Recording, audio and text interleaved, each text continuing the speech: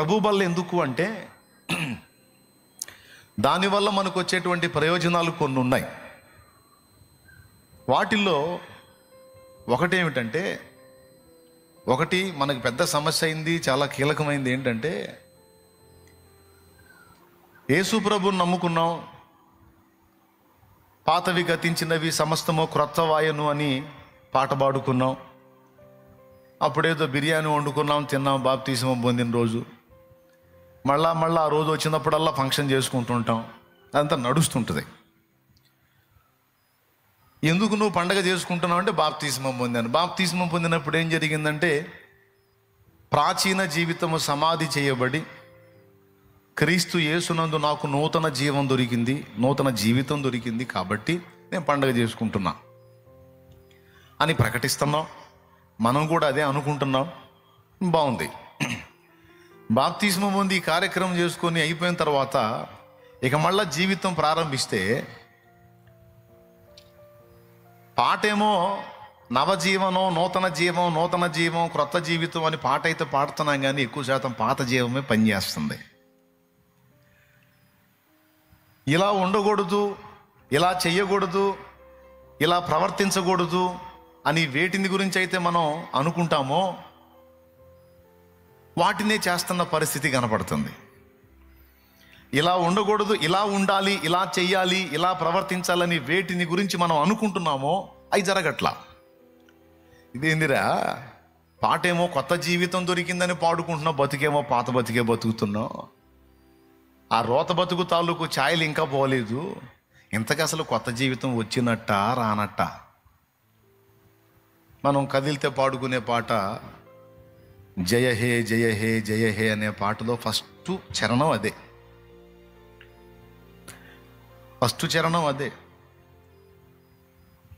సిలువలో పాపికి విడుదల కలిగెను, కలువరిలో నవ జీవన మొదవెను. సిలువలో పాపికి విడుదల కలిగెను, కలువరిలో నవ జీవన మొదవెను. సిలువ పతాకము జయమును గూర్చెను,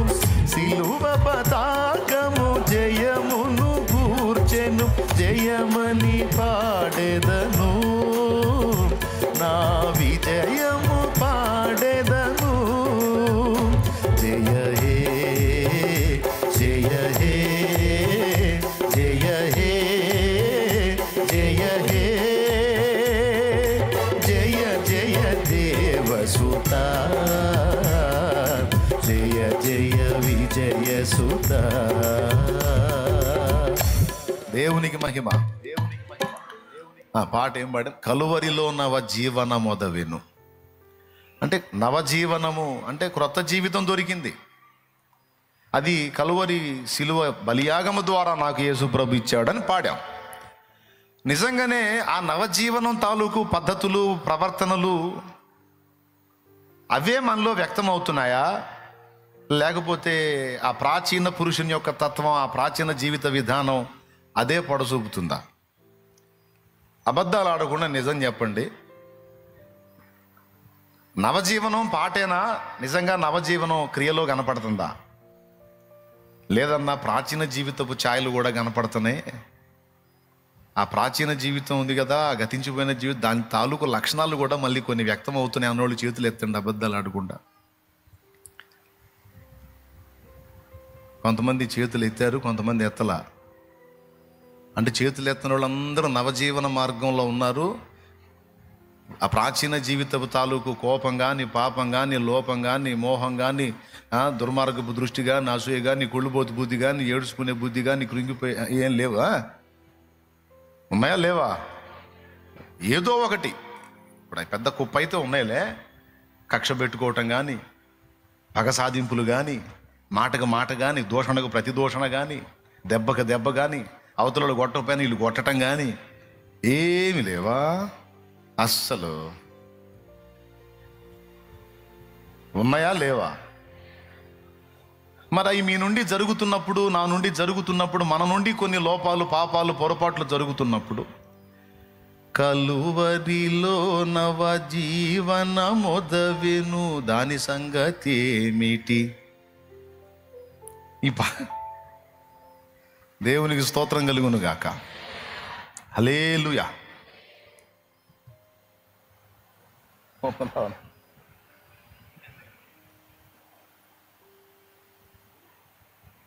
అన్నా ఇబ్బంది లేదు కదా?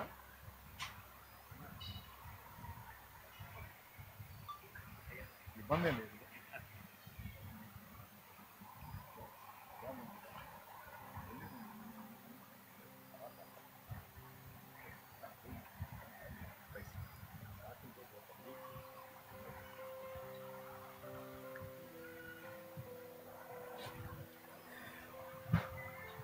దైవజనుడు వచ్చాడులేండి. మళ్ళీ పాపం ఆయన నిర్లక్ష్యం చేసినట్టు, అందుకని ముందు ఆయన బాధకిచ్చాను. దేవునికి స్తోత్రం. సరే, ఎక్కడొచ్చాగాం? కలువరిలో నవ జీవన మొదవెను అన్న దాని సంగతి ఏంది? పాటేమో అంత మారిపోయింది, అంత కొత్తగా అయిపోయింది, కానీ ప్రవర్తన ఏమో మారలేదు. దీనికి కారణం ఏంటంటే దేవుని వాక్యంలోనే స్పష్టంగా చెప్పింది. చేయొద్దు అనుకున్న ఏమో చేస్తున్నాం, చేయాలి అని దేవుడు ఆజ్ఞాపించిన ఏమో చేయట్లేదు. దానికి కారణం గలతీ పత్రిక 5వ అధ్యాయము 17వ వచనం సాక్ష్యం ఇచ్చింది. ఒక్కసారి తీయండి. గలతీ పత్రిక 5:17 ఒక్కసారి తీయండి. గలతీ పత్రిక 5:17 ఒక్కసారి తీయండి. శరీరము ఆత్మకును, ఆత్మ శరీరమునకును విరోధముగా అపేక్షించును. ఇవి ఒకదానికొకటి వ్యతిరేకముగా ఉన్నవి గనుక మీరేవి చేయ నిశ్చయింతురు. శరీరము ఆత్మకును, ఆత్మ శరీరమునకును విరోధముగా ఆపేక్షించును లేదా అపేక్షించును. ఇవి ఒకదానికొకటి వ్యతిరేకముగా ఉన్నవి గనుక మీరేమి చేయ నిశ్చయింతురో వాటిని చెయ్యకుందురు. మీరేవి చేయ నిశ్చయింతురో వాటిని చెయ్యకుందురు అనే మాట అండర్లైన్ చేయండి.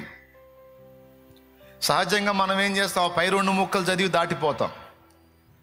శరీరము ఆత్మకును, ఆత్మ శరీరమునకును విరోధముగా అపేక్షించును అన్న మాట మాత్రమే చదివి దాటి వెళ్ళిపోతాం. కానీ ఆ కింద అన్నాడు, మీరు ఏవి చెయ్య నిశ్చయింతురో వాటిని చెయ్యకుందురని కన్ఫర్మ్ చేసి పడేశాడు.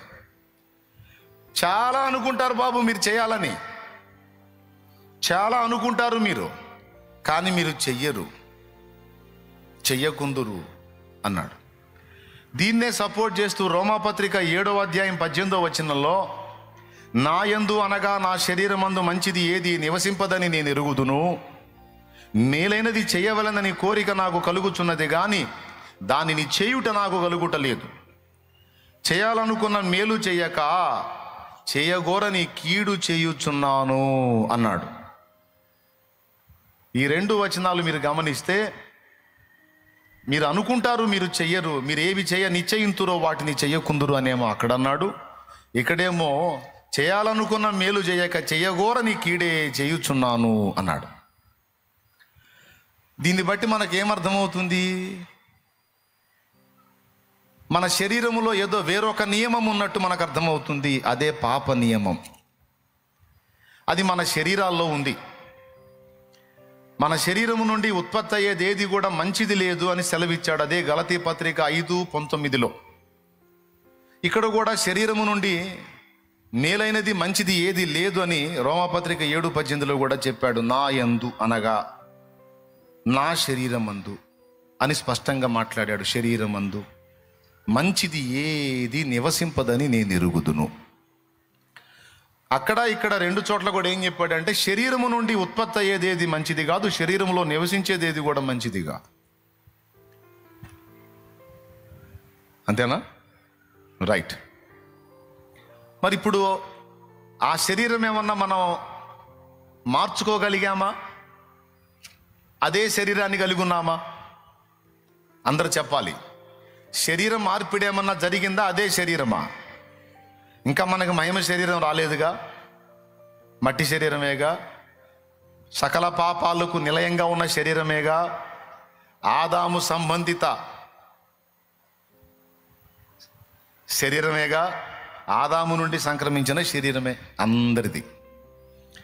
కాబట్టి ఇక్కడ ఎవరు స్పెషల్ లేదు.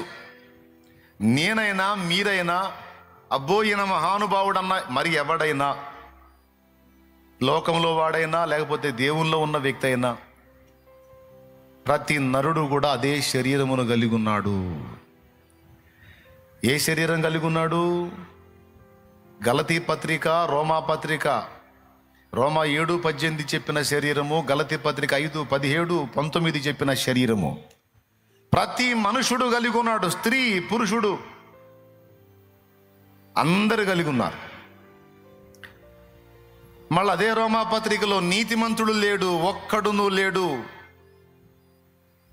మళ్ళీ అందులోనే ఏ భేదము లేదు, అందరూ పాపము చేసి దేవుడు అనుగ్రహించు మహిమను పొందలేకపోతున్నారు. ఏ భేదము లేదు. స్త్రీ అని లేదు, పురుషుడని లేదు, ధనికుడని లేదు, దరిద్రుడని లేదు, పండితుడని లేదు, పామరుడని లేదు. ఆడు పెద్ద చదువుకున్నాడండి బాబు, మంచి చదువు అంటే వాడు కూడా పాపం చేస్తున్నాడు. వాడు కూడా ఎక్కడో చోట గడ్డి తినే చేష్టాలు చేస్తున్నాడు. వీడికి అసలు చదువు లేదు, వీడి విద్య లేని పామరుడు అంటే వాడి దగ్గర రేంజ్లో వాడు కూడా చేస్తూనే ఉన్నాడు. అంటే ఒక్కడు కూడా మంచివాడు లేడు, అందరూ తేడా అని చెప్పేసింది బైబిల్. అంటే ఇక్కడ ఫస్ట్ పాయింట్ ఏంటంటే ఎవరు ఫీల్ అవటానికి వీలు లేదు, వీళ్ళందరూ తేడా. నేను ఒక్కడనే మంచివాడిని, మంచిదాన్ని అంటే ముఖం పగలగొట్టిద్ది బైబిల్. కాబట్టి ఇక్కడ ఓవర్ యాక్షను ఎవ్వరూ చేయడానికి వీలు లేదు. ఓకేనా? ఏదేదో ఫీల్ అవ్వడానికి వీలు లేదు. అందరూ అదే శరీరాన్ని కలిగి ఉన్నారు అనేది ఫస్ట్ మనకు అర్థం కావాలి. అయితే ఏం జరిగిందంటే, మారు మనసు పొందకముందు, పాప క్షమాపణ నిమిత్తం బాప్తిస్మం పొందకముందు మనలో ఒకటే జీవము పనిచేసింది, ప్రాచీన జీవం. ఎప్పుడైతే మారు మనసు పొంది బాప్తిస్మం పొందామో మన లోపలికి దేవుని జీవం ప్రవేశించింది. దేవుని స్పర్శ లేదా దేవుని స్పృహ అనేది మనలో స్టార్ట్ అయింది. అప్పటిదాకా సరైన జడ్జిమెంట్ ఇవ్వని మన మనస్సాక్షి అక్కడి నుంచి క్రీస్తు రక్తము చేత పరిశుద్ధ పరచబడి సరిగా పనిచేయటం మొదలుపెట్టింది. ఈ మనస్సాక్షి ఎప్పుడైతే పనిచేయటం మొదలుపెట్టిందో, దైవిక జీవం ఎప్పుడైతే మనలో కొంత ప్రవేశించిందో, అప్పటిదాకా మనకు లేని పరిశీలన, పరిశోధన, ప్రశ్న, ఆవేదన అప్పుడు స్టార్ట్ అయ్యాయి. అర్థమైందా? కళ్ళు పనిచేయనప్పుడు కంచంలో ఏముందో అర్థం కాల, ఏది పెట్టినా తినేసాం. కళ్ళు పనిచేసినప్పుడు అరే తినే కంచంలో అన్ని చీమలే ఉన్నాయని బాధపడ్డట్టు. కళ్ళు పనిచేయకముందు ఆ పరిశీలన మనకు లేదు, ఏదున్నా తిన్నాం, ఏ ఫీలింగు లేకుండా బతికేసాం. ఎప్పుడైతే కళ్ళు తెరవబడ్డాయో, ఇప్పుడు అంతకుముందు ఏ ఫీలింగ్ లేకుండా తిన్నది ఇప్పుడు ఏది తినబోయినా సరే చూడాల్సి వచ్చింది. ఎందుకంటే కళ్ళు పనిచేస్తున్నాయి కదా. ఏమైనా అర్థమైంది నేను చెప్పింది? రైట్. ఇప్పుడు కళ్ళు పనిచేస్తున్నాయి కాబట్టి ఏది తినబోయినా సరే చూసుకుంటాం. అలాగే గతంలో మనస్సాక్షి చెడిపోయిన స్థితిలో ఉన్నప్పుడు అదే లైఫ్, ఆ పాపమే జీవితం, అదే ఇంకా ఏం తేడా లేదు, అందరు ఎలాగో నేను ఎలాగే అని ఇంత ఫీలింగ్ లేకుండా తప్పులు చేసాం, పాపాలు చేసాం, ఇష్టం వచ్చినట్టు బతికాం, ప్రవర్తించాం, ఏ ఫీలింగ్ లేదు. కానీ ఎప్పుడైతే క్రీస్తు రక్తం చేత విమోచింపబడి మనస్సాక్షి శుద్ధీకరణ పొంది తిరిగి బ్రతికిందో, అప్పుడేం జరిగిందంటే ఇక పరిశీలన స్టార్ట్ అయింది. ఇదేంటి, నేను ఇలా చేస్తున్నానేంటి, నేను ఇలా ఉన్నానేంటి, నేను ఇలా ఆలోచిస్తున్నానేంటి, నేను ఇలా ప్రవర్తిస్తున్నానేంటి, నేను ఇలా మాట్లాడుతున్నానేంటి, నేను ఇలా పోతున్నానేంటి? ఒకప్పుడు లేదది. ఈ మనస్సాక్షి ఎప్పుడైతే శుద్ధి చేయబడి తిరిగి బ్రతికిందో, బాగు చేయబడిందో, జడ్జిమెంట్ సరిగా పనిచేయటం మొదలుపెట్టింది నీలో, అప్పుడు నీకు పరిశీలన, పరిశోధనతో పాటు ఆవేదన స్టార్ట్ అయింది. ఏ వేదన స్టార్ట్ అయింది? ఇప్పుడు కళ్ళు లేని వ్యక్తికి నువ్వు ప్లేట్లో ఏం పెట్టినా సరే గొడవ ఉండదు, ఆ మనిషికి శుభ్రంగా తినేస్తా. బాధలన్నీ కళ్ళున్నోడికే. దేవునికి స్తోత్రం, హల్లెలూయా. తెలుసా మీకు? బాధలన్నీ కళ్ళు లేని వ్యక్తికి కలర్తో పని లేదు. ఏది వేసుకున్నా, నువ్వు ఏది ఇచ్చినా సరే వేసుకుంటారు, అది ఎలా ఉందో వాళ్ళకి అనవసరం పాపం కదా.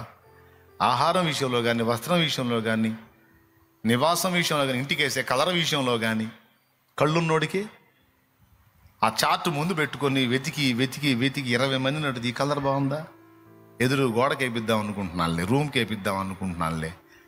బట్టలు తీసుకునే కాడు కూడా వీళ్ళ కళ్ళుండి వీళ్ళ కళ్ళు సరిగా పని చేయవేమో అనే డౌట్తో మళ్ళీ పక్కాళ్ళ కళ్ళు కూడా పని పెడతారు.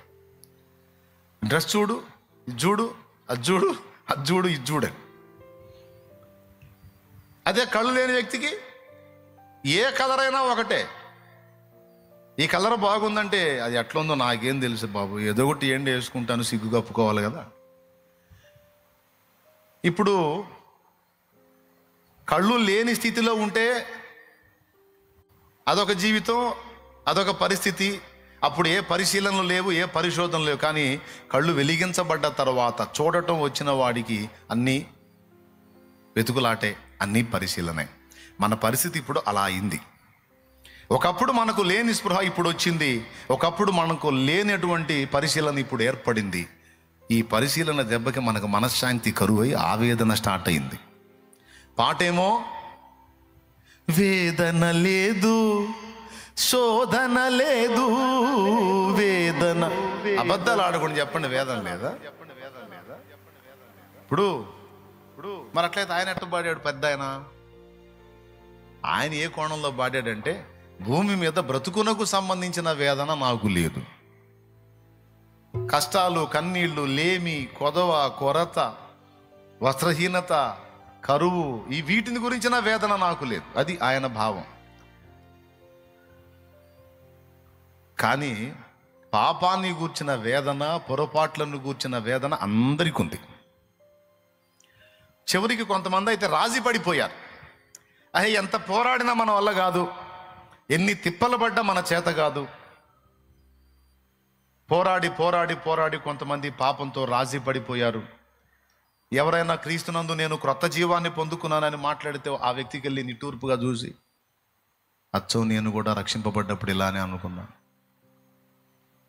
స్టార్టింగ్లో అంతే ఉంటుందిలే నాయన, కొద్ది కాలం ప్రయాణం చేసినాక నీకు అర్థమైద్ది అని అన్నీ వదిలిపెట్టి అడవిలోకి పోయినటువంటి వ్యక్తులు మాట్లాడినట్టు వైరాగ్యంతో మాట్లాడుతూ ఉంటారు.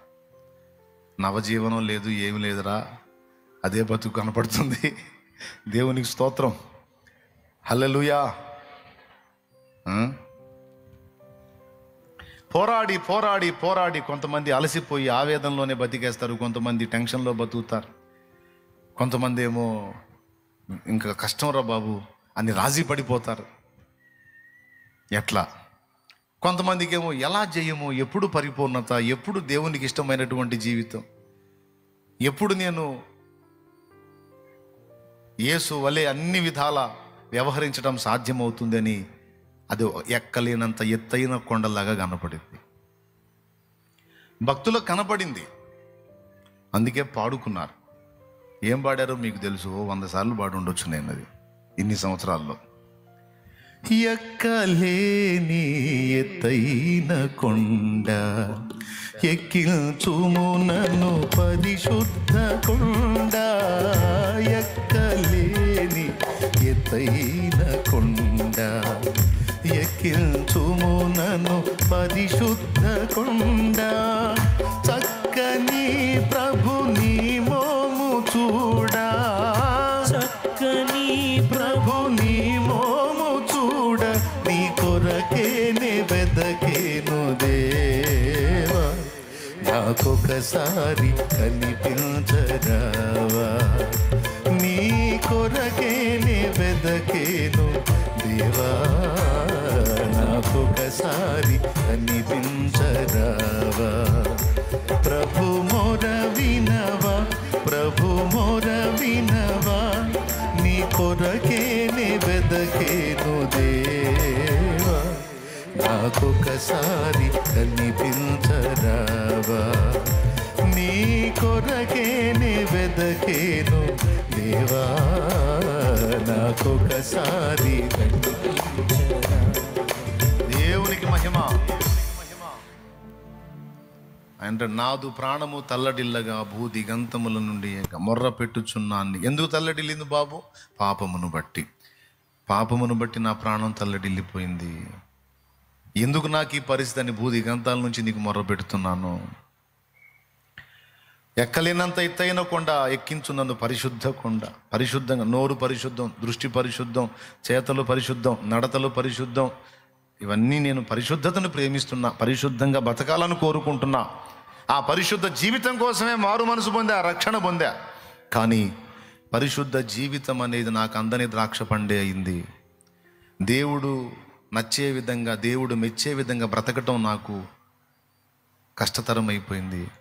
ఇప్పుడు నాకెలా అనే ప్రశ్న చాలామంది పరిశుద్ధుల్లో ఉంది. ఇది న్యాయమైన ప్రశ్న, నిజంగా రావాల్సిన ప్రశ్న. ఈ ప్రశ్న నీకు రాలేదంటే నువ్వు ఇంకా సజీవంగా లైన్లో లేవని అర్థం. నువ్వు కరెక్ట్గా తిరిగి జన్మిస్తే ఖచ్చితంగా ఈ ఆవేదన నీ హృదయంలో కలుగుద్ది. ఎందుకంటే తిరిగి జన్మించిన తర్వాత మళ్ళీ ఏ పొరపాటు జరగకుండా ఉండదు కదా. ఏదో చిన్నదో పెద్దదో నోరు జారుడో, కనీసం నోరన్నా జారుతాం. అలాంటి సందర్భంలోనే ఈ డౌట్ వచ్చింది నీకు, నేను ఇలా ఉండకూడదు కదా, నాకు ఇది తగదు కదా అని నీకు వచ్చింది. మరి ఇప్పుడు ఇంత కష్టతరమైనటువంటి పరిస్థితి ఏనాటికైనా మారిద్దా అంటే మారేటట్టు కూడా ఏం కనపడట్లా. 4 రోజులు బాగుంటే 5వ రోజు ఎక్కడో చోట తొందర చేస్తున్నా. ఈ వారం అంతా బాగున్నావురా అంటే వచ్చే వారం ఏదో ఒకటి చేస్తున్నాం. 2 వారాలు బాగున్నామంటే 3వ వారం ఏదో ఒకటి చేస్తాం. ఈ 2 వారాలు బాగున్నాక అనిపించింది, పరిపూర్ణుడు అయిపోయాను, పరిపూర్ణాలు అయిపోయాను. 2 వారాలకు అసలు ఏ పొరపాటు కూడా నా నుండి లేదంటే 3వ వారంలో మళ్ళీ మొహం పగులుతుంది. మళ్ళీ నెత్తిన కూడా వేసుకొని కూర్చోవలసి వచ్చింది. 2 వారాలు బాగుండే 3వ వారం మళ్ళీ 3. అసలు ఏంది నా బతుకంతా ఇంతేనా? 1 నెల బాగున్నామంటే 2వ నెలలో మళ్ళీ ఏదో ఒకటి. మీకు ఎంతమందికి అనిపించింది ఇలా? చేతులు ఎత్తి చెప్పండి సాక్ష్యం. అబద్ధాలు ఆడకుండా చెప్పండి. మీరు అందరూ నిజాయితీ పరులు, నిజంగా మాట్లాడేవాళ్ళు. చాలా వందనాలు. చెప్తా వినండి. మనకి ఈ శరీరము ఉన్నంత వరకు ఈ దాడి అనేది తప్పదు. ఈ శరీరములో మనం జీవించినంత వరకు ఈ పోరాటము, ఈ ఆవేదన మనకు తప్పవు. ఎందుకంటే మీరేవి నిశ్చయింతురో వాటిని చెయ్యకుందురు, వాటిని అడ్డగించేది శరీరం. మరి ఎట్లా ప్రభువా, ఇక అంతా రాజీ పడిపోవటమేనా అంటే లేదు. నీవు కూడా నా వలె బ్రతకడానికి అవకాశం ఉంది.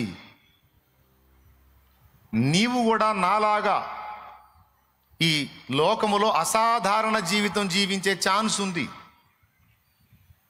అలా ఈ లోకములో నీవు అసాధారణ జీవితం జీవించడానికి నీకు ఉపకరించేదే నా శరీరము, నా రక్తము అన్నాడు.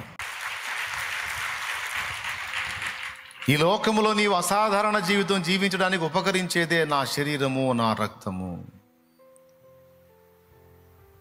ఎందుకో చెప్తాడు వినండి. అదే యోహాను సువార్త 6వ అధ్యాయంలో 53వ వచనం నుంచి ఒకసారి చూడండి. కావున యేసు ఇట్లా అన్నాడు, మీరు మనుష్య కుమారుని శరీరము తిని ఆయన రక్తము త్రాగితేనే కానీ మీలో మీరు జీవము గలవారు కారు. అద్దుగద్దుగో, మీరు మనుష్య కుమారుని శరీరమును తిని ఆయన రక్తము త్రాగితేనే గాని మీలో మీరు జీవము గలవారు కారు. నా శరీరము తిని నా రక్తము త్రాగువాడే నిత్య జీవము గలవాడు. అంచె దినమున నేను వానిని లేపుదును. నా శరీరము నిజమైన ఆహారము, నా రక్తము నిజమైన పానమునై ఉన్నది. నా శరీరము తిని నా రక్తము త్రాగువాడు నా యందును నేను వాని యందును నిలిచి ఉందుము. జీవము గల తండ్రి నన్ను పంపెను గనుక నేను తండ్రి మూలముగా జీవించుచున్నట్టే, అదుగో నేను తండ్రి మూలముగా జీవించుచున్నట్టే నన్ను తినువాడు నా మూలముగా జీవించును.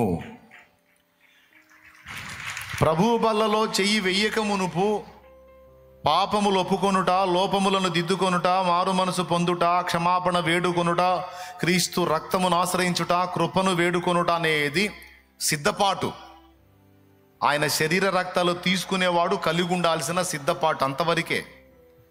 ఆ తరువాత ఆయన శరీర రక్తాలు తీసుకోవటం ద్వారా ఏం జరుగుతుందంటే, అందరూ అనుకుంటున్నట్టు ఓన్లీ పాప క్షమాపణ కాదు, కొన్ని మనలో ఏర్పడుతున్నాయి.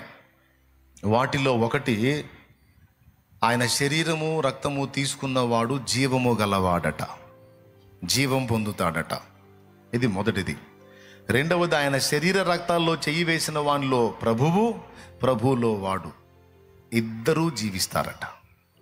నేను చెప్పలా, యేసయ్యే చెప్పాడు. ఉందా లేదా అక్కడ?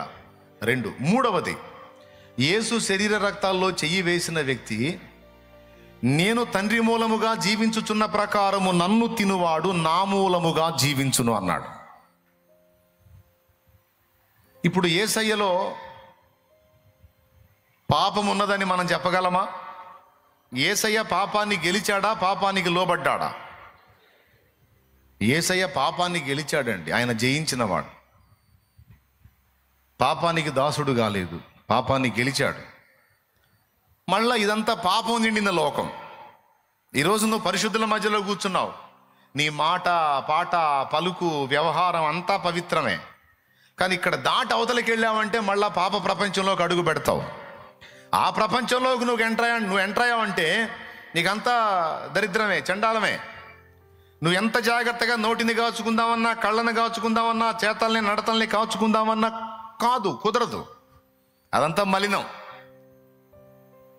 అందులోనే నువ్వు జీవించాలి. తప్పు చేసేవాడిని ఎందుకురా తప్పు చేస్తున్నావు అంటే, తప్పేంది సార్, ఇది సాధారణం, అందరూ చేసేదే నేను చేస్తున్నాను, నేనేం స్పెషల్గా చేయట్లేదే, ఇది నేనే చేసినట్టు మాట్లాడుతున్నారు. కొంతమంది తేడా పడ్డోళ్ళని ఇది తప్పు కదా అని అడిగామనుకో, ఖచ్చితంగా వాళ్ళు వాడే డైలాగ్, మరి పెద్ద మనుషులు ఎవరు, పెద్ద మనుషులు ఎవరు రమ్మను, మంచి పిల్లలు ఎవరు రమ్మను. కొంతమంది అయితే మరీ వెటకారంగా స్తంభాలు ఎత్తేవాళ్ళు ఎవరు రమ్మను, రమ్మను అంటారు. ఆమె ఆమె ఆమె నన్ను అంటున్నారుగా, సరే నేను తేడా, మరి ఏ తేడా లేని వ్యక్తి ఎవరు రమ్మనని ఈ పదం వాడతారు. మరి స్తంభాలు ఎత్తేవాళ్ళు ఎవరు రమ్మనని. స్తంభాలు ఎత్తేది ఏంటంటే అదొక చరిత్రలే, అదొక చరిత్ర.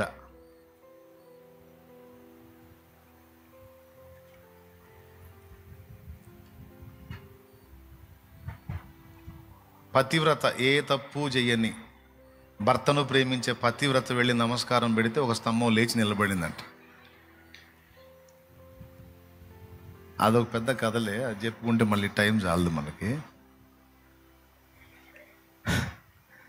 అందుకని అప్పుడు వచ్చింది ఈ స్టోరీ, అందుకని అప్పుడు వచ్చింది ఈ సామెత, స్తంభాలు ఎత్తేవాళ్ళు ఎవరని. ఒక ఊర్లో ఒక స్తంభం లేపుతున్నారంట. 2 ముక్కలు చెప్పేస్తారులే. స్తంభం లేపుతుంటే ఎంతమంది పెట్టినా ఆ స్తంభం లేవట్లేదంట. అప్పుడు ఒక ఆయన అడిగారంట, ఒక ఋషిని అడిగితే, ఏ తప్పు లేని పతివ్రత వచ్చి ఆమె పూనుకుంటే ఆ స్తంభం లేచి నిలబడిద్ది అన్నారు.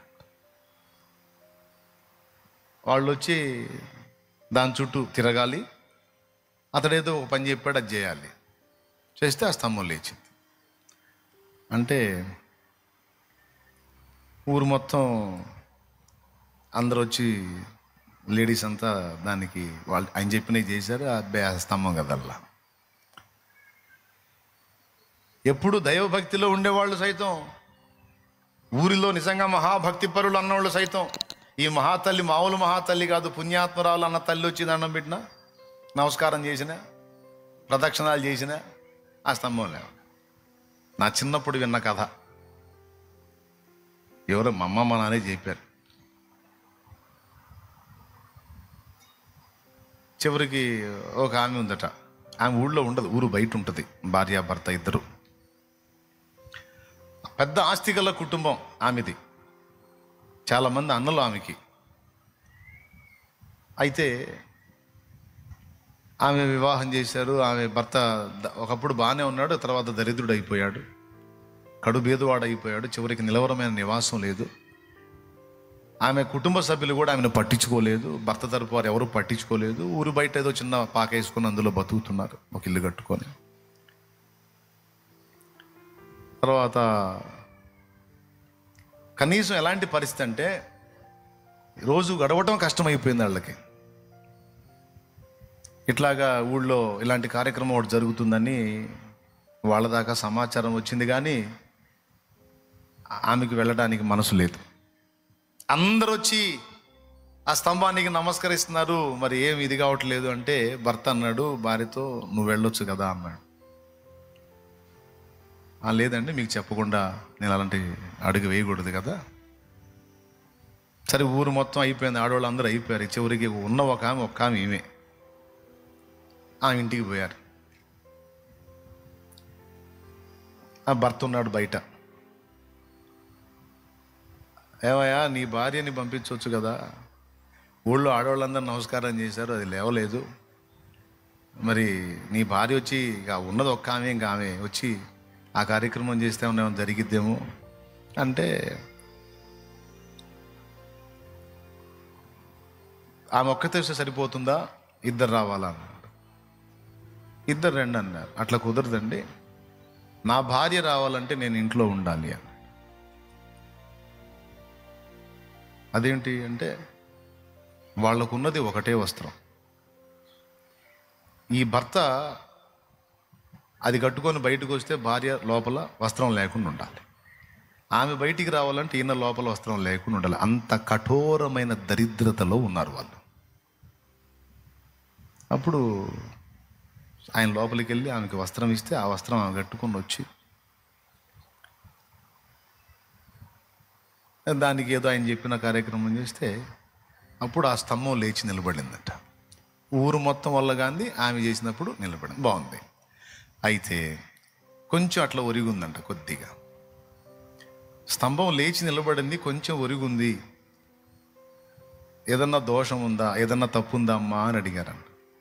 అప్పుడు ఆమె తన తప్పును ఒప్పుకుంది. ఒకసారి నా భర్త కళ్ళ ముందు నా పాపకి పాలిస్తూ మంచం మీద కాలు పెట్టాను అందట. మంచం మీద కాలు పెట్టి నా పాపకు పాలు ఇచ్చాను, అది నా భర్త కళ్ళ ముందు చేశాను, అది తప్పు. అప్పుడు ఆ కొంచెం వంకర గొడవ కరెక్ట్ నిలబడిందంట. అక్కడి నుంచి ఇక ఆమె ఊరు మొత్తం కూడా ఆమె భర్తని సన్మానించి ఊరు మొత్తంలో కూడా మహాపతివ్రత అని ఆమెకి స్పెషల్గా ఇచ్చేస్తే అప్పుడు వాళ్ళ అన్నోళ్ళు, అటు అత్త తరపోళ్ళు, తల్లి తరపోళ్ళు అందరూ వచ్చి ఇక వాళ్ళని ఏదో పెద్ద ఇప్పుడు ఏదన్నా జరిగితేనే ఇక జనాలు మెచ్చుకునేది. ఆ తర్వాత వాళ్ళ లైఫ్ మారిపోయింది. జస్ట్ ఒక స్టోరీ అక్కడ పుట్టిందన్నమాట. అమ్మాయి, నువ్వు ఇట్లా చేయకూడదు కదా, నువ్వు ఇట్లా తేడా కదండి, మరి తంబాలు ఎత్తేవాళ్ళు రమ్మని అనేది అక్కడ పుట్టింది. అది అసలు కథ. అయితే ఎందుకు చెప్పాము ఇప్పుడు ఈ స్తంభం గొడవ? ఈ లోకములో మనుషులు తప్పులు చేస్తూ అవి సహజము, సాధారణము అని వాడుకలో వాడతారు. ఇది కరెక్ట్ కాదు కదా అంటే, లోకం చేయింది నేనేమన్నా చేశానా, లోకానికి విరుద్ధంగా నేనేమన్నా చేశానా, అందరు చేసింది నేను చేశాను, అసలు ఎవ్వరు చేయలేదా, నన్నే మాట్లాడతారేంటి అంటే అది సాధారణం. పాపము నిండిన ప్రపంచంలో పాపముతో బ్రతకటము సాధారణము. నీళ్లలో చేప బ్రతకటం సాధారణం, ఒడ్డున మనిషి బతకటం సాధారణం. కానీ నీళ్లలో మనిషి బతకటం, ఒడ్డున చేప బతకటం అసాధారణం. స్తోత్రం. నీళ్ళల్లో చేప బతికిద్ది, మనం ఆశ్చర్యపోతామా, అరే చేప ఏందిరా నీళ్ళల్లో బతుకుతుంది, మనమైతే చచ్చిపోము, చేప ఎట్ట బతుకుతుంది అని మనం ఎప్పుడన్నా ఫీలింగ్ ఇచ్చామా? ఒకవేళ మనం ఎవడి ముందని అలా అన్నాం అనుకో, వాడు మనం లెగాదిగా చూస్తాడు. ఏందంటే చూస్తున్నావు, చేప ఏంది అందులో బతుకుతుందంటే బిళ్ళలో ఆడుతున్నావా అంటాడు. టాబ్లెట్లు వేసుకుంటున్నావా, టాబ్లెట్లు వేసుకుంటున్నావా, టాబ్లెట్లు ఏంది, చేప ఎట్లా బతుకుతుంది నీళ్ళ, చేప నీళ్ళలో బ్రతక బయట బతికిద్దిరా మెంటల్ అంటారు. అది దాని నీళ్ళలోనే బతికిద్ది, బయట తీసే సచ్చిద్ది. కానీ నీళ్ళల్లో బతకాల్సిన చేప బయట కూడా బతుకుతుంది అంటే అది అసాధారణం. బయట బ్రతకాల్సిన మనిషి నీళ్ళలోకి వెళ్ళి కూడా బతికే ఉన్నాడు, రోజులు బతికే ఉన్నాడంటే అసాధారణం. అలాగే పాపము నిండినటువంటి ఈ ప్రపంచంలో పాపరహితుడుగా ఒక మనిషి బతకటం అసాధారణం. అది సాధారణమైన విషయం కదా, అసాధారణం, అసాధ్యం. కానీ యేసు బతికాడు. బతకటమే కదా సవాలు కూడా విసిరాడు. నా యందు పాపం ఉన్నదని మీలో ఎవడు స్థాపించునో రండి అని కేకలు వేశాడు. ఒక్కడికి దమ్ము లేదు ఫలానా విషయంలో నువ్వు పాపం. ఆఖరికి పొంతి పిలాతు సభలో యేసుని నిలబెట్టి అనేక రకముల నేరములు ఆయన మీద మోపిరి గాని వాటిలో ఒకటైనను ఆయన మీద రుజువు పరచ జాలకపోయిరి. చివరికి పిలాతు ఏమన్నాడో తెలుసా? ఈ నీతిమంతుని యందు నాకే దోషము కనబడలేదు అన్నాడు. బిడ్డలారా జాగ్రత్తగా గమనించండి. ఈ నీతిమంతుని యందు నాకే దోషము కనబడలేదు అని పొంతి పిలాతు సాక్ష్యం ఇచ్చాడు. యేసు ప్రభువే బాహటంగా మాట్లాడాడు, నా యందు పాపం ఉన్నదని మీలో ఎవడు స్థాపించును అని. ఇప్పుడు మీకు వెంటనే ఒక మాట డౌట్ వచ్చింది. యేసు ప్రభు అంటే మనలాగా ఆదాము రక్తం పంచుకు పుట్టలేదు, పాపపు రక్తం పంచుకు పుట్టలేదు, పరిశుద్ధ రక్తంతో పుట్టాడు. ఆయన బ్లడ్లో పాప బీజం లేదు కాబట్టి ఆయన పాపం చేయకుండా ఉండటానికి నిగ్రహించుకునే అవకాశం ఆయనకు ఉంది. మన ఏముంది, పుట్టడమే పాపరోగులుగా పుట్టాము కాబట్టి మనం యేసు ప్రభులాగా ఉండటం అంటే అది ఏది కాదు. యేసు ప్రభు రక్తం పరిశుద్ధమైన రక్తం అని మనమే కదా పాడుకుంటున్నాం, నిర్దోషమైన రక్తం, నిష్కళంకమైన రక్తం అని. కాబట్టి ఆ బ్లడ్ వేరు ఈ బ్లడ్ వేరు కాబట్టి ఈ బ్లడ్లో పాపం నడిచింది, ఆ బ్లడ్లో పాపం ఆగే ఛాన్స్ ఉందని అప్పుడప్పుడు నీకు అనుమానం వచ్చే అవకాశం ఉంది. దానికి కూడా సమాధానం, ఇప్పుడు యేసు ప్రభు రక్తంలో పాపం లేకపోతే పాపం చేసే ఛాన్స్ లేదా? ఆదామును చూడండి, యేసయ్య అయినా ఒక స్త్రీకి జన్మించాడు. ఆదాము అసలు ఒక స్త్రీకి జన్మించలా, స్త్రీయే ఆదాము నుండి జన్మించింది. స్త్రీయే ఆదాము నుండి జన్మించిందండి. మరి ఇప్పుడు ఆదాము బ్లడ్లో పాపం ఉందా? ఆదాము సృష్టించబడినప్పుడు ఆదాము రక్తము పరిశుద్ధమైనదే, హవ్వ రక్తం కూడా పరిశుద్ధమైందే. మరి పరిశుద్ధ రక్తం కలిగి ఉండి వాళ్ళు పాపం చేయలేదా? అలాగే యేసు కూడా పరిశుద్ధ రక్తం కలిగి ఉండి పాపం చేసే ఛాన్స్ లేదా? ఉంది. అయినను ఆదాముకి ఎదురైన శోధన ఒకటైతే నా యేసయ్యకి ఎదురైన శోధనలు ఇన్ని. హెబ్రీ పత్రిక 4:15 సాక్ష్యం ఇచ్చింది, మన ప్రధాన యాజకుడు మన బలహీనతలలో సహానుభవం లేనివాడు కాడు గాని సమస్త విషయములలో ఆయన మనవలే శోధింపబడినను పాపము లేనివాడుగా ఉండెను. చదువు హెబ్రీ పత్రిక 4:15. మన ప్రధాన యాజకుడు మన బలహీనతల యందు మనతో సహానుభవము లేనివాడు కాడు గాని సమస్త విషయములోను మన వల్లనే శోధింపబడినను ఆయన పాపము లేనివాడుగా ఉండెను. అది సమస్త విషయములలో మన వలెనే శోధింపబడినను ఆయన పాపము లేనివాడుగా ఉండెను. ఎలా ఉన్నావు ప్రభువా? నీలాంటి రక్తమే ఆదాము కూడా కలిగి ఉన్నప్పటికీ ఆదాము పాపం చేశాడు, నువ్వు ఎట్లా పాపం చేయలేదు ప్రభువా? మాకు వచ్చినాయన్నీ వచ్చినాయంటగా నీకు, మరి ఎలా ఉన్నావు అంటే యేసయ్య చెప్పిన సమాధానం యోహాను సువార్త 6:56-57 ఉంది. నేను ఎలా జీవించానో తెలుసా? ఈ అసాధారణ జీవితం నా తండ్రి మూలంగా జీవించాను. నీళ్లలో బతకాల్సిన చేప ఒడ్డును కూడా బతుకుతుంది అంటే దానికి నీళ్లలో అందాల్సిన జీవం ఒడ్డును కూడా అందుతుంది. అది అసాధారణ జీవితం జీవిస్తుంది. ఒడ్డున మాత్రమే బతికుండే మనిషి నీళ్లలో కూడా బతుకుతున్నాడు అంటే అక్కడ అసాధారణ జీవం అతనికి అందుతుంది, అందుకే బతుకున్నాడు. అలాగే పాపము నిండిన ఈ ప్రపంచంలో పాపరహితుడుగా యేసున్నాడంటే అసాధారణ జీవం నా తండ్రి యొద్ద నుండి నాలోనికి ప్రవేశించింది, దాని ఎఫెక్టే ఇది అన్నాడు. నా తండ్రి మూలంగా నేను జీవించాను గనుక ఈ అసాధారణ జీవితం సాధ్యమైంది. అలాగే నన్ను తినువాడు అలాంటి జీవితంలో జీవించగలుగుతాడు, ఆ జీవంలోకి వస్తాడు అని యేసయ్యే మాట్లాడాడు. కాబట్టి ప్రభు బల్లలో చెయ్యి వేయటం అనేది తక్కువగా మీరు భావించొద్దు.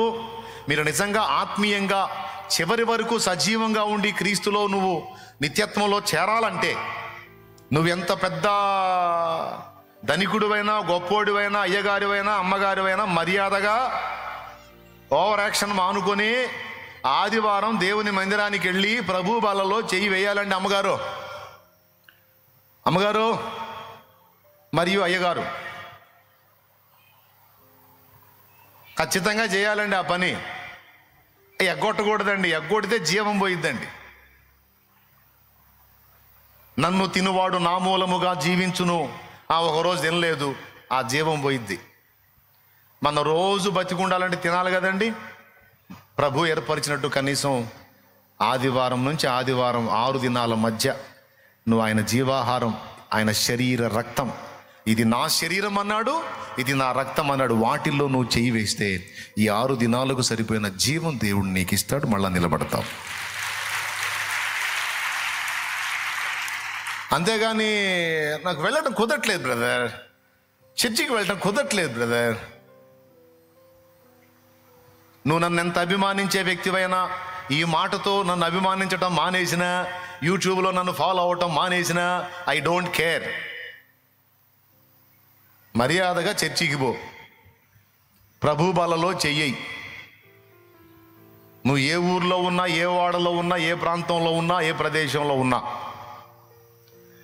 ఖచ్చితంగా ప్రభు బల్ల కోసం నువ్వు దేవుని మందిరానికి వెళ్ళి తీరాల్సిందే.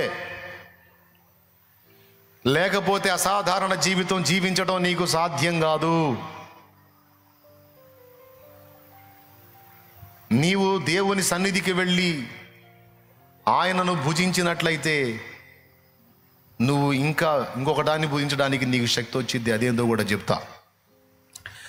ఇంకొకదాన్ని భుజించడానికి నీకు శక్తి వచ్చిద్ది. అది భుజించాలంటే శక్తి కావాలి. ఆ శక్తి కావాలంటే ముందు ఆయనను భుజించాలి. ఎవరిని తినాలి మనం? ఆనాడు అదే యోహాను సువార్త 6లో ఈ మాట అన్నందుకు అనేకులు ఆయనను విడిచి వెంబడింపక వేరైరి అనుంది. ఈ మనుషుడు అన్నీ బాగానే చేస్తున్నాడు, అన్నీ బాగానే బోధిస్తున్నాడు, కానీ అప్పుడప్పుడు మెంటలు వచ్చిన వాళ్ళగా మాట్లాడతాడింది. నా శరీరం నిజమైన ఆహారం, నా రక్తం నిజమైన పానం అంటాడు. అతని శరీరాన్ని తినమనిస్తాడా? అసలు అతని శరీరాన్ని ఎలాగూ తిననీయగలడు? అయినా మనం ఎట్ట తింటాము? మనం ఏమన్నా రాక్షసులమా శరీరాన్ని పీక్కొని తినటానికి? అబ్బాయి, ఈ మాట ఏదో పిచ్చోళ్ళు మాట్లాడే మాట కానీ జ్ఞానవంతులు మాట్లాడే మాట కాదు. కాబట్టి ఈ మాటను బట్టి ఇతడు వెర్రివాడని అర్థమైపోయిందని చాలామంది కట్ అయిపోయారు. కానీ తనను అంటిపెట్టుకొని ఉన్నటువంటి శిష్యులకు చివర్లో అర్థమైంది. మేడ గది మీద ఆయన ఒక రొట్టెనెత్తుకొని కృతజ్ఞతాస్తుతులు చెల్లించి దానిని విరిచి వారికి ఇచ్చి, ఇదిగో ఇది మీ కొరకైన నా శరీరం అని వాళ్ళ క్లారిటీ ఇచ్చాడు.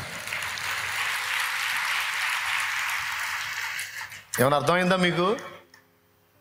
ముందు ఆవేశపడి కట్ అయిపోయిన వాళ్ళకి మ్యాటర్ అర్థం కాలేదు. ఎందుకంటే దడ ఎక్కువ కదా, మొత్తం ఫైనల్ అయిన దాకా ఉండరు. వెంటనే తీర్మానాలు చేసి వెంటనే నిర్ణయాలు చేసి కట్ ఆఫ్ అయిపోతారు కొంతమంది తిక్కలోడు. దేవుడైనా దైవజనుడైనా ఒక అడుగు వేశారంటే దాని వెనక చాలా లెక్కలు ఉంటాయి. తొందరపడి ప్రభువుని తిరస్కరించకూడదు, దేవుడు ఏర్పరచుకున్న పాత్రల్ని తిరస్కరించకూడదు. Very danger. నీకు తెలిసి కొంతే, నీకు తెలియకుండా చాలా ఉంటాడు. దేవుడు ఉంటాడు, దైవజనుడు కూడా ఉంటాడు. తక్కువ అంచనా వేయొద్దు. ఏదో స్కేల్ వేసి ఇంతవరకే కదా అనుకోవద్దు. ఓకేనా? రైట్. చివర్లో చేశాడు అన్నమాట. అంతము వరకు ఆయనతో ఉన్నటువంటి శిష్యులకు చేశాడు. ద్రాక్ష పాత్రను ఎత్తుకొని, ద్రాక్ష రసపు పాత్రను ఎత్తుకొని, ఇది నా రక్తము వలన క్రొత్త నిబంధన అని ఆ రొట్టెను వారికి ఇచ్చి, ఇది నా శరీరము అన్నాడు. ద్రాక్ష రసమును వారికి ఇచ్చి, ఇది నా రక్తము అన్నాడు. లాంటిది అనలా, సాదృశ్యము అనలా, నా శరీరము నా రక్తము అన్నాడు. దానిలో పాలిభాగస్తుడైతే యేసు శరీరములోనికి పాలిభాగస్తుడైనట్టే. యేసు శరీరమును తిన్నట్టే, యేసు రక్తమును తాగినట్టే. ఎడ తెగకుండా నువ్వు ఈ బాధ్యతను నెరవేర్చి ఈ పని నువ్వు చెయ్యి. ఈ భూమి మీద, పాపము నిండిన ఈ భూమి మీద పాపమును అధిగమించి బతకడానికి కావలసిన అసాధారణ శక్తి నీకు వచ్చిద్ది. ఆ బలం నీకు వచ్చిద్ది. ఎప్పుడు వచ్చింది అంటే, నన్ను తిను బిడ్డ, నన్ను తిను, నన్ను భుజించు, నా రక్తమును త్రాగు, అప్పుడు వచ్చిద్ది అన్నాడు. అది ఎలా తినాలి? ఇప్పుడు ఇందాక నువ్వు తీసుకున్నావు. బాప్తిస్మం పొందిన వాళ్ళు తీసుకోవాలా, పొందిన వాళ్ళు తీసుకున్నారు.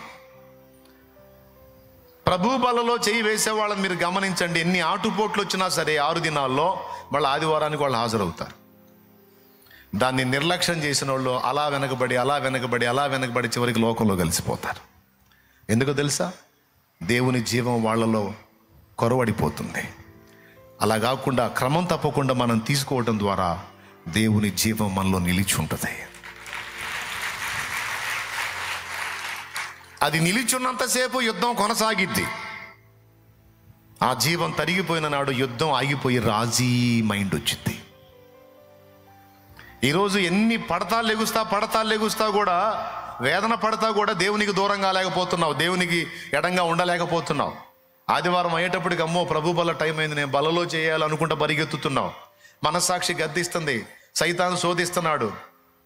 ఏ తప్పు చేయలే, పెద్ద మనిషి నువ్వు, ఏ తప్పు చేయలే, ప్రభు మందిరానికి పద, బలలో చేయివి అంటే, ఒరే దరిద్రుడా సైతాను, అదే ఒప్పుకొని సరి చేసుకొని పోయి బలలో చేయాలరా, లేకపోతే దేవుని జీవం నాలో ఉండదు, దేవుని జీవం నాలో ఉంటున్నట్లు నేను పరిగెత్తాలి అని పరిగెత్తుతున్నాం. అలా దేవుని శరీర రక్తముల యొక్క విలువను ఎరిగిన వారు, అందులో కంటిన్యూగా కొనసాగిన వాళ్ళు ఎన్ని ఆటుపోట్లలో ప్రయాణం చేసిన యుద్ధం ఆపరు. రాజీ పడరు. కానీ బల్లను నిర్లక్ష్యం చేసిన వాళ్ళని మీరు చూడండి, వాళ్ళ బతుకులు చూడండి. ప్రభు బల్లకు దూరం అయిపోయిన వాళ్ళ బతుకులు చూడండి. ఆత్మీయంగా దిగజారిపోయి, ఆత్మీయ పతనంలోకి వెళ్ళిపోయి, ఎటుపోతున్నారో ఏం చేస్తున్నారో అర్థం కాక, కొంతమంది అయితే పూర్తిగా ప్రభువునే వదిలిపెట్టి లోకంలో కలిసిపోయారు. ఎందుకు? దేవుని జీవం పనిచేయట్లా, కోల్పోయారు. కాబట్టి ఇప్పుడు ఏం చేయాలి? అపోస్తల కార్యము 2:42, ఇంచుమించు బాప్తిస్మం పొంది 3,000 మంది సంఘములో చేర్చబడ్డారు పేతురు ప్రసంగం ద్వారా. వాళ్ళట 4 విషయాల్లో ఎడతెగకున్నారట.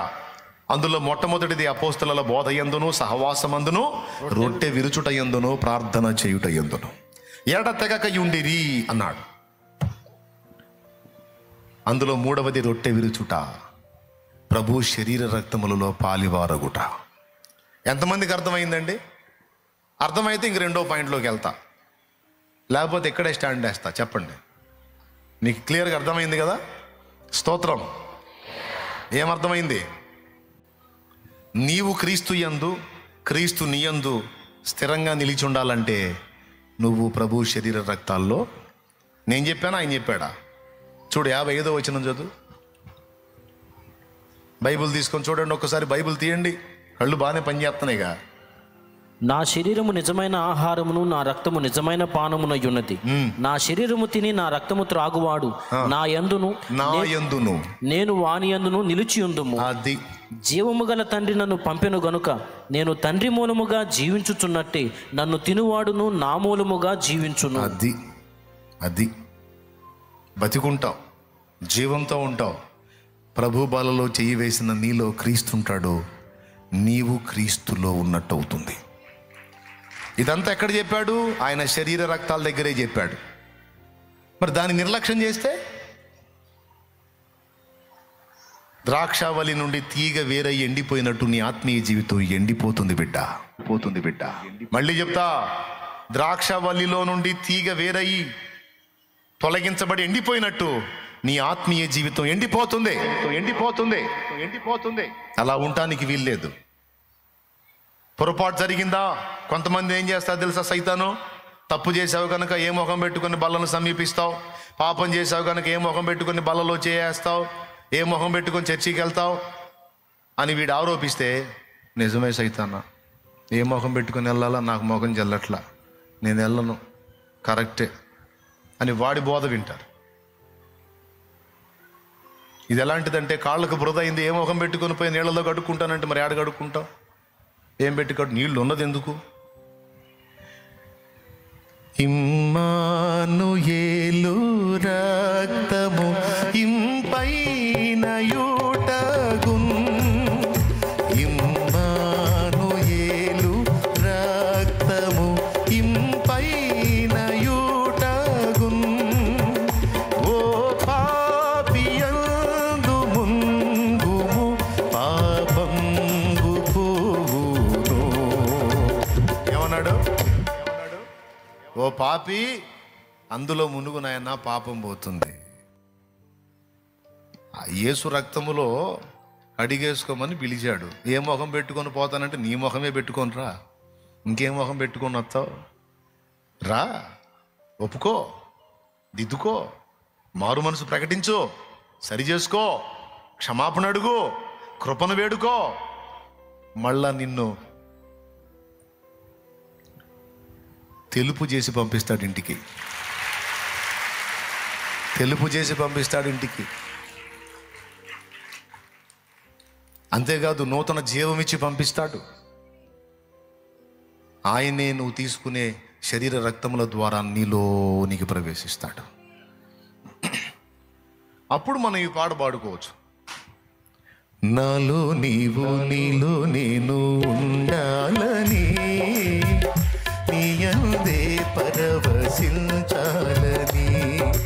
నాలో నీవు నీలో నేను ఉండాలని, నీ యందే పరవశించాలని. నా హృదయాశయ్యా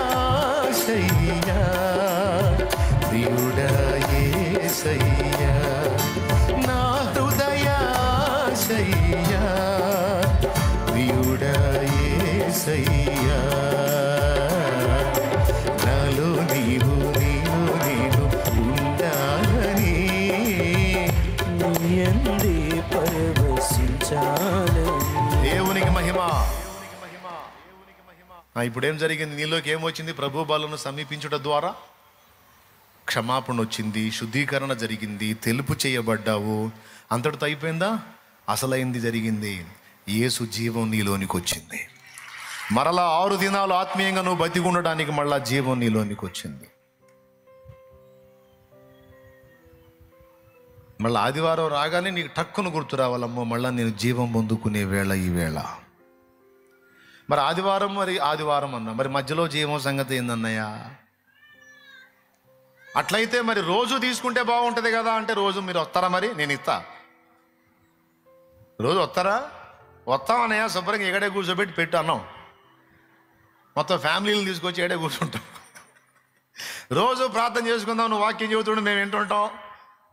మా అందరికి ఫుడ్ పెట్టు, ఏడే ఉంటాం అంటారు మీరు. నేను ఏడ తెచ్చుకొచ్చి పెట్టేది? ఉన్న బస్తాలను ఉష్పటాక అయిపోతే ఒక వారంలోనే. దేవునికి స్తోత్రం కలుగును గాక. హల్లెలూయా. సో 6 దినాలు మనం పని చేసుకోవాలి, కష్టపడాలి, జీవించాలి, ఫ్యామిలీలని రన్ చేసుకోవాలి కదా. మరి ఇప్పుడు ఎట్లా అంటే, ఆదివారము ప్రభు బలను సమీపించి ఆ విధంగా ఆయన జీవాన్ని మనలోని పంపించి మిగిలిన రోజులన్నీ కూడా మళ్ళా మనకి ఇంకొక ఆహారాన్ని ఏర్పాటు చేశాడు యేసయ్య. ఆ ఆహారమే వాక్యాహారము. యేసు 2 అయి ఉన్నాడు. యేసు వ్యక్తి అయి ఉన్నాడు, యేసు వాక్యమై ఉన్నాడు. యేసును భుజించుట అంటే ప్రభు బలలో మనం చెయ్యటం ద్వారా యేసును భుజిస్తున్నాం. దేవుని వాక్యమును మనం చదువుట ద్వారా కూడా మనం యేసునే భుజిస్తున్నాం. ఈ పుస్తకం ఏంటో తెలుసా? మనకి దేవుడిచ్చిన హోటల్ అండి.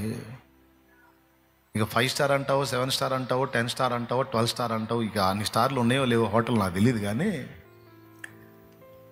వాటన్నిటికీ మించినటువంటి శ్రేష్టమైన ఆహారము లభించేటువంటి స్థలము ఫుడ్ కోర్ట్ లేదా ఫుడ్ హౌస్ ఏదో చెప్పుకో,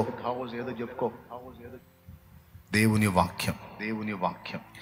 మానవాళి జ్ఞానమే వైభవమొసగే రత్నమే, మానవాళి జ్ఞానమే వైభవమొసగే రత్నమే, మార్గం చూపే దీపమే మది మంతలు మెచ్చడిదేనయ. వేద పుస్తకమా